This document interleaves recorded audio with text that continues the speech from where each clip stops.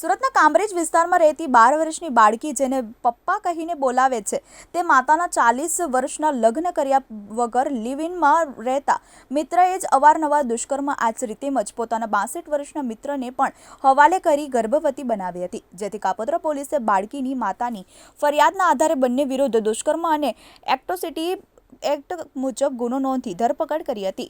બાળકીને હાલ 5 માસનો ગર્ભ હોય પોલીસે તેના ગર્ભસ્થ બાળકનો પિતા કોણ તે જાણવા બંનેના DNA ટેસ્ટ કરાવ્યા છે।